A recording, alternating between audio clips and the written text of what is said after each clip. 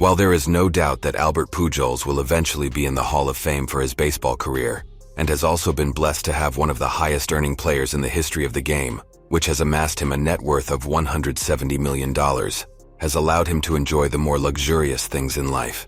You'll see more of the details on that later. And also has been a high achiever that doesn't mean he was born with an easy childhood. Pujols grew up in Santo Domingo, Dominican Republic, and it was quite literally a village that raised him. While he was primarily raised by his grandmother also got the help of 10 of his aunts and uncles. His father was a softball pitcher who often got drunk, and once Pujols got old enough, he often had to drive his father home when this occurred after his games. When Pujols was trying to get better as a baseball player before high school, since his family couldn't always afford baseball equipment for him, he often had to go with unconventional methods, as he would use limes for baseballs and a milk carton for a glove. His chances of being found as a major leaguer shot up when he turned 16 years old when he moved to the United States, and initially moved to Washington Heights in New York City. But when he personally witnessed a shooting at a local business, the family opted to go for somewhere a little bit safer. They chose to move to Independence, Missouri due to the fact that he had family there. After moving to Missouri is when his baseball career truly started. By his senior year, he was a menace. He was intentionally walked 55 times, had 33 official at-bats and homered in 8 of those at-bats, one of which was a 450-foot bomb. Although it only lasted 1 year, Pujols played 1 year at Maple Woods Community College, which is a local college in the Kansas City area. His resume there was impressive, as well as he managed to pick up a 461 batting average, 22 home runs, one of which was a grand slam and an unassisted triple play. So after a year of dominating college and the possibility of getting a degree, what changed his mind? More likely than not, money probably had something to do with it, as the Cardinals initially offered Pujols a contract straight out of high school. But he initially declined, as they initially offered him a $10,000 signing bonus. They increased it to $60,000. While Pujols didn't go straight to the Cardinals, he made quick order of the minor leagues as he shot up from rookie league to the majors in 1 season. Here is what happened at each stop. Stop 1, Peoria Chiefs. This stop was the longest, as he was there for 109 games where he had a .324 average, hit 32 doubles, 6 triples, 17 homers, and also had 84 runs batted in and was named the league's most valuable player. Stop 2, Potomac Cannons of the Pacific Coast League. At this stop, Pujols continued to make gains, as he was only at this higher A club for 21 games, but some of his stats weren't quite as eye-popping, as he hit 284 with 8 doubles, 2 homers, and 10 RBI.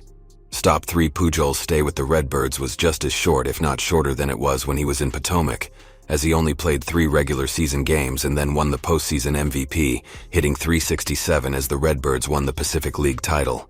The Pacific League title game, which was their first title in 98 years, but lost the ADA World Series to the Indianapolis Indians 3-1.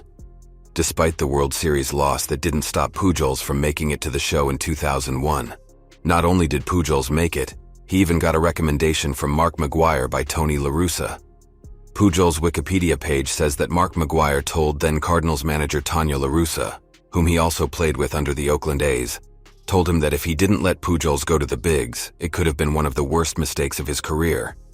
Pujols proved him right, as his rookie year he hit .329 with 37 dingers, 130 RBI, and won Rookie of the Year. The 37 homers was more than Jim Edmonds' 30, or ironically McGwire's 29. In only his second year, he went more than halfway to the hitting streak for most consecutive games with 30, which lasted from July 12th, August 16th. It also was a tie for second in Cardinals team history. He tied Stan Musial, who had 30, and was only 3 behind the team record, which is held by Roger Hornsby, who had 33. The first player to ever play and be born in 1980s didn't waste any time furthering his career after his rookie year either, as he became the first player in league history to hit 30 home runs, record 100 RBIs, and produce 100 runs scored in the first 2 seasons of his career. Although he remained a reliable force in his second year, he did have a bit of an adjustment on defense as he moved from first base to left field to make room for McGwire.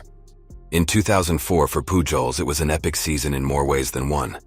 Not only did he become only the 4th player in baseball history to reach his 100th homer in the 4th season of his career. The other 3, Ralph Kilner, Joe DiMaggio, and Eddie Matthews. The same year, despite the Cardinals making it to the World Series only to get swept by the Boston Red Sox, he still got a 7-year extension for $100 million big ones with a $16 million option and a no-trade clause. which is only a fraction of his current estimated net worth of $170 million. On their way to the series, Pujols made some significant hits as he hit the game-winning home run against the Dodgers in the ALDS, leading St. Louis to a 3-1 win. In Game 6 of the NLCS, he had 3 hits, scored 3 runs, one of which included a 2-run homer. In 2006, Pujols continued to make history, becoming only the 20th player in history to hit homers in 4 consecutive games, and in 2008 hit 1,000 RBI, which included another streak where he reached base in 42 consecutive games, one of which was a 441-foot moonshot of a grand slam on April 25, 2009. The same year, Pujols put himself in a 3-way tie with Ken Griffey Jr. and A-Rod for most grand slams in a season. 5. When his contract was up again, there was no doubt Pujols wanted to be paid and paid for a long time. The Cardinals' first offer was only 5 years, something which Pujols took offense to, and as a result eventually ended up signing with the Los Angeles Angels of Anaheim instead for a cool 10 years for $254 million, after rejecting a counteroffer by the Cardinals of 10 years for $210 million. For the Angels, their investments didn't immediately pay off as Pujols had slumped in 2012 and 2013, but by 2014 he hit more milestones.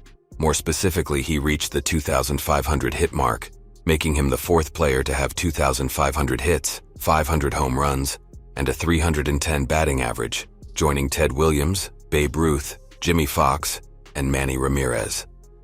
The year 2021. Pujols was yet another year of changes for Pujols, as not only did he end up changing teams again, this time with the Los Angeles Dodgers, he also had to change numbers as the number 5 was taken by Corey Seager. Instead, he chose the number 55. On his Wikipedia page, this is how he described why he made that decision. "If you know the Bible," Pujols explained, "it's the number of grace. So I feel 5, double grace." By 2021, it appeared that age had caught up with him some, as he only played 85 games for the Dodgers and hit 254. He was the oldest player in the league for consecutive years, yet was the 5th most compensated player in the league at $30 million. The 2022 season was the last season of Pujols' career as he signed another contract with the team he started with, the St. Louis Cardinals. On May 15th of his final season, he did something he probably figured he would never do in his career: pitch, as he gave up 2 homers and 4 runs in the 9th inning of a 15-6 win against the San Francisco Giants in the 2022 Comeback Player of the Year, became only the 4th player in league history to eclipse 700 home runs. While Pujols has a lot of eye-popping numbers when it comes to his lucrative contracts, that is also reflected in his life, as well as he also has a charity, owns a number of cars, has been endorsed by reputable brands, and currently has 2 houses for sale that are worth a combined $12 million. Endorsements. Not only has Pujols been endorsed by Nike, who seems to endorse a lot of premier athletes in the majors, he also was chosen by some exclusive baseball brands such as Rawlings, Upper Deck, Pepsi, Beats Bedry, Gorentals, Car Rental Company, Marucci Sports, and Not of This World. Investments. The main investment by Pujols is a business that he opened himself, a restaurant called Westport Grill in Maryland Heights, Maryland, where there is a statue of himself. If you go inside the restaurant, you can enjoy burgers, steak, and seafood for game day.